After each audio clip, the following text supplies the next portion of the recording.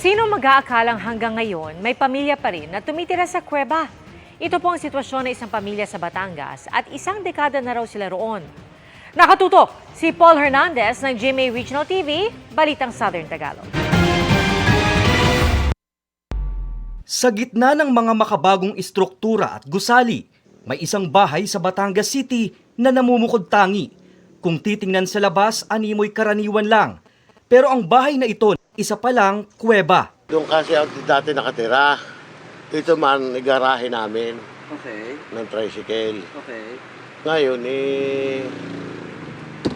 ang mga anak ko sa una doon nakatira sa taas, isang kwarto. Bahay ng aking ama. Ang ginawa ko, ay may kinakasama nga ako. Oo. Ay ako may nagtitinda-tinda. Taong 2012 nang manirahan dito si Mang Rufino nang bumukod siya sa mga anak. Hanggang dito na niya nakasama ang bagong pamilya. Ang kuweba unti-unti niyang nilagyan ng gamit.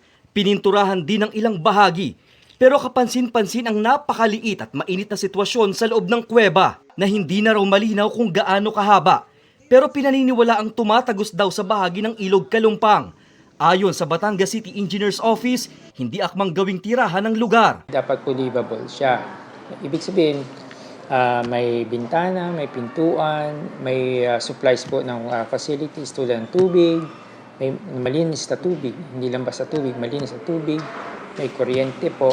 Hindi natin sigurado ang klase ng bato o ng lupa na pumapaloob doon sa area na yon. Kung si Mang Rufino ang tatanungin, gusto na niyang umalis sa lugar.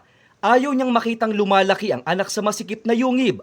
Ang kaso, Wala naman po akong may iuupay. Dahil may pamilya ako, gusto ko yung aking anak, may agis ko rito. Mabigyan ako ng kahit masabi, bahay, nang makuha. Hindi, masaya na ako.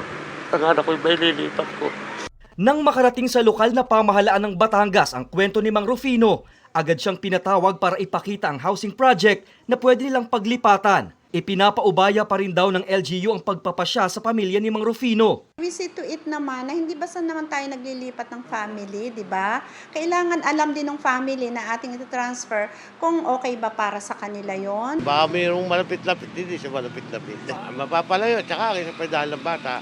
Nabigyan na raw ng numero si Mang Rufino para sa unit. At kung makakapagdesisyon na ang pamilya, saka pagugulong ang pag-aasikaso para makalipat sa housing project sina Mang Rufino. Para sa GMA Integrated News, Paul Hernandez ng GMA Regional TV, Balitang Southern Tagalog, nakatutok 24 oras.